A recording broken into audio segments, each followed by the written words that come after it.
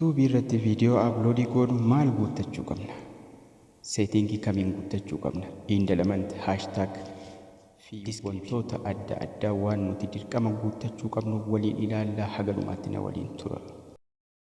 Ashama harka fuunee hordoftoota chaanaalii Abdul App. Garaagarummaa Google Chrome irratti viidiyoo upload gochuutiif YouTube irratti upload gochuu waliin ilaallaa. YouTube irratti upload yeroo goonu seetingii adda addaa waan guuttachuu qabnu hin qabnu, garuu Google Chrome kana irratti yeroo guuttannu seetingii adda addaa waan nuti guuttannutu jira. Kana waliin ilaalla. Kanaafuu amma Google Chrome irra seennaa. Google Chrome irra seennee dura sign in goonaa bakka akkaawuntii keenya sanatti. Erga sign in goonee booda tuqaa kana sadan tuqnee desktop site ka jettu kun as jirti. Desktop site godhanna jechuudha. Bakka inni bal'atee nu mul'atutti erga desktop site godhannee booda as milikinni uploadii kun ni jirti. Uploadii kana irra tuqnaa. Bakka uploadii itti kanatti upload video ka jettu kun ni jirti. Upload video ka jettu kana irra tuqnaa. Sanaan booda ga upload select file jettee asitti nuuf fiddi. Select file kana irra tuqna jechuudha. Faayilii takkatti galfanna jechuudha. File ka jedhu kun as jira. Faayilii kana irra tuqnaa. Video takkatti galfanna jechuudha.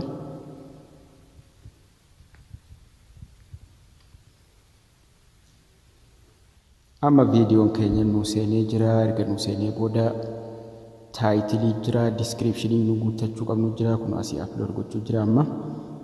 Amma taayitilii bakka kanatti taayitil bakka jettu kun ni jirti. Taayitilii kanarra tuqnee taayitilii itti barreeffanna jechuudha. Viidiyoo adda addaa gadhiiftan irratti waan viidiyoon keessan dhimma maalii akka ta'e irratti barreessitu jechuudha. Bakka kanatti amma calliseetuma Ustaaz Raayyaa Abbaa Maccaa jiru viidiyoo gabaabduu takka sana barumsumaa jedhee isinii gadhiisee mazmuuma Ustaaz Raayyaa Abbaa Maccaa haa jedhu.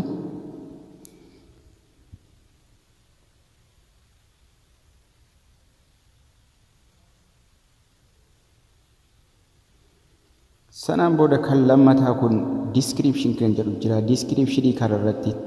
Descriptionii kanarratti Ustaaz Raayyaa Abbaa Maccaa ittanii yoo deebitanii barreessitan rakkinaan qabu. Haashtaagii barreessuu dandeessu. Haashtaagii adda addaa akka viidiyoon keessan viidiyoo nama biraatiin walitti hidhatutti haashtaagii fayyadamtanii milikkita maslaalii sana fayyadamtanii waan adda addaatti barreessuu dandeessu. Haashtaagii jettanii haashtaagii kanaan hogguu barreessitan ispeesii fayyadamuu qabdanu. Walitti taasisaniiti kan isin barreessuu qabdanu. Akkasiin cinaatti argaa jirtan kanatti isinii baha jechuudha. Walitti taasisanii barreessuu qabdu. Yookaan immoo milikkita eenyu kana fayyadamuu qabdu. Osoo walirraa hin butin milikkita saraqalloo kana fayyadamuu qabdu. Sanaan adda baaftu. Waan akkasii fayyadamaa haashtaagii barreessuu dandeessu. Haashtaagii dhimma waan irratti gadhiisaa jirtanuu sana viidiyoon keessan viidiyoo maaliitiin akka walitti makachuu qabu jechuudha. Fakkeenyaaf kan isin gadhiisaa jirtanuu sirba yoo ta'e haashtaagii gootanii sirba afaan Oromoo jettanii yoo barreessitan namni haashtaagii sanarra yeroo tuqu sirba wal fakkaatuun wal makatee baha jechuudha. Akkasuma liinkii adda addaallee achi jala kaa'uu dandeessu. Ka sadaffaa kun YouTube thumbnail suuraa YouTubii gubbaa keenyu jechuudha. Suuraa duratti ba'e viidiyoon keenya dhimma maalii akka ta'e nu ibsu jechuudha. Duraan qopheeffachuu qabna. Edit godhannee suuricha sanaan booda YouTube thumbnail kan jedhu kanarra tuqnee suuraa duraan qopheeffanne itti galfanna jechuudha. Suuraa takka kun suuraa Raayyaa Abbaa Maccaa kana fideerra kaa'ee itti galee jira. Suurichi kun akkanatti dhufee dura taa'ee jira jechuudha. Haala kanaan suuraa itti galfanna. Kan arfaffaa playlistii jira.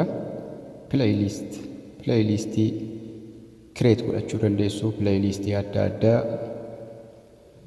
viidiyoo wal fakkaatullee viidiyoo nama biraa fakkeenyaaf sirba afaan Oromoo jettan, Raayyaa Abbaa Maccaa jettan waan isaan playlistii sanaan wal fakkaatu fiddanii itti guurtanii viidiyoo adda addaa kan nama biraatiin illee walitti makuu dandeenya jechuudha.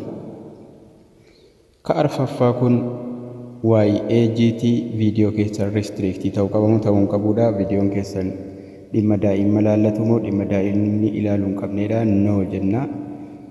Yoo viidiyoon keenya dhimma daa'imma rakkisuu hin qabaanne sanaan booda gad dabarfannee restrictiidha jira. Kan waggaa 18 oliiti moo kan waggaa 18 gadiiti jedhee nu gaafata. Restrictii godha. Age restrictiidha. Yoo gaaratti yes jenne godhattis yes jechuu qabna. Gaaratti no jennaan asittis no jenna. Daa'imman illee ilaalan rakkoo hin qabu jechuudha. Paid promotion kan jedhu kun as jira. Paid promotioniin kun yoo namni sponsor isin godhe maallaqni itti kaffalama ta'e wanti isin beeksisaa hartan wanti isin dubbataa hartan yes jennee right itti goonaa. Sanaan booda gara taagiitti gad dabarfanna jechuudha. Taagii kanarratti mallattoo koomaa fayyadamaa jalaan koomaa fayyadamaa barreessinaa. Fakkeenyaaf raayyaa abbaa macaatii kana gadhiisee raayyaa koomaa abbaa macaa koomaa godha waan adda addaa barreessuudha kan nuti qabnu asirratti. Yeroo goo jenne sanaan booda inni nu kana qoba qobaatti kaaha. Kiiwordii adda addaatti kan nu asirratti barreessuu qabnu. Gaara irratti taayitil bakka jedhu irratti kan barreessineen ala jechuudha. Bakka taagii kanarratti waan adda addaa keessattuu maqaa namoota yuutuubii qabanuu fa'a like chaanalii yuutuubii namoota adda addaa kiiwordii afaan oromoo adda addaa waan viidiyoo keessanii wal fakkaatu koomaa galchaa achirratti barreessina jechuudha. Sun bareechee guddina chaanalii keenyaatiif faayidaa guddaa qaba. Manzuumaa Ustaaz Raayyaa Abbaa Macaa inni garatti barreessinee jirra. Taagii irratti immoo waan sana wal fakkaatu waa hedduudha barreessuu qabna jechuudha. Kanaan booda language subtitle caption jira. Language viidiyoo keenya achirratti tuqnee afaan oromooti. Afaan oromoo barbaadee itti galchaa. Afaan oromoo viidiyoo captionii jira. Captionii nan jennee dhiifnee dabarfanus rakkoon qabu. Recording date jira. Recording date guutuu qabnaa. Irra tuqnee guyyaa viidiyoo keenyatti upload godhaaf itti guudna jechuudha. Sanaan booda viidiyoo lokeeshinii jira. Viidiyoo lokeeshinii dhiifnus rakkoon qabu. Viidiyoo deetii guunneerra viidiyoo lokeeshinii biyya jirru yoo guunnes rakkina hin qabu. Guutuu dhiifnes homaa takka rakkina hin qabu. Laayisansii jira. Laayisansii viidiyoon keenya taanaan YouTube laayisansii isuma jedhuun dhiifne standard YouTube laayisansii isa jedhuun irra haa taa'u. Achirratti irra dabarfanna. Kaataagorii jira. Kaataagorii viidiyoo keenyaa jechuudha. Viidiyoon keenya kaataagoriin isaa maal keessa kan jiru koomeediidha moo intarteemantiidha moo muuziqaadha moo saayinsii fi teeknooloojiidha moo waan adda addaa of keessaa qaba. Sana keessaa takka filannee takka itti guunna jechuudha. Kaataagorii irra erga guunnee irra dabarfannee koomentii raayitiingii jira. Koomentii yoo feene namni akka inni koomentii nutti godhuu dandeenya. Yoo feene immoo akka namni koomentii nutti hin goone ofii gochuu dandeenya. Alla ol koomentii kan jedhu kana godhee irraa darbu yoo barbaanne illee dhiisuu dandeenya akka namni koomentii nutti hin goone. Sanaan booda egaa viidiyoon keenya upload ta'ee jira. Viidiyoon keenya erga upload ta'ee neekstii gara peejii ittaanutti neekstii irra tuqnee kara peejii ittaanutti ceena jechuudha. Ammallee waan nu guuttachuu qabnu jira. Neekstii kanarra tuqna. Peejii ittaanutti yeroo ceenu viidiyoo elementii nu jedhee waa lama nuu kenna.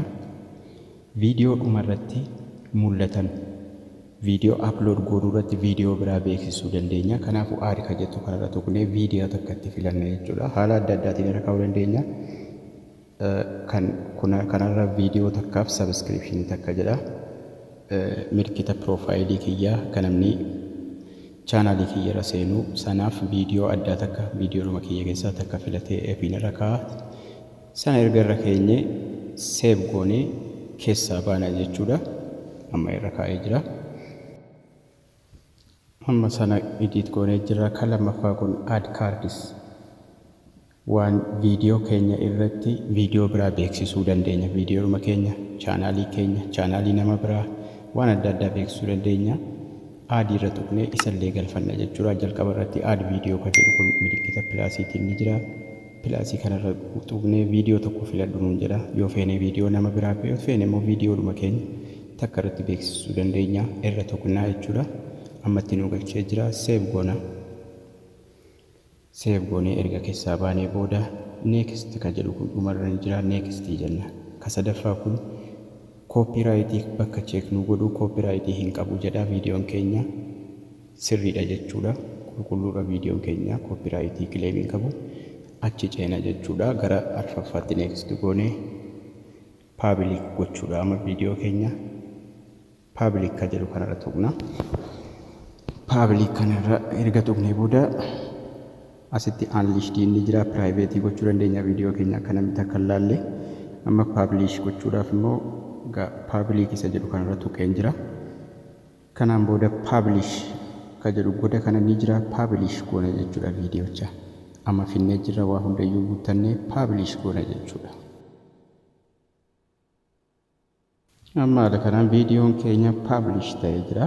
Share illee gochuu dandeenya waan biraa irratti. Haala kanaan kun jalqaba irratti fidee viidiyoon nu amma upload goone jalqaba irra kunoo nu taa'ee jira, publish goone jirra jechuudha. YouTube kan irratti garuu settingii kana hunda guuttannee publish gochuu hin dandeenyu. Settingii kana hunda nuun fiduu. Kanaafuu Google Chrome irratti viidiyoo haala kanaan haala salphaadhaan settingii hundayyuu guuttattanii taagii descriptionii waa hundayyuu guuttattanii publish gochuu dandeessu jechuudha. Barnoonni keenya har'a kana fakkaata. Galatooma.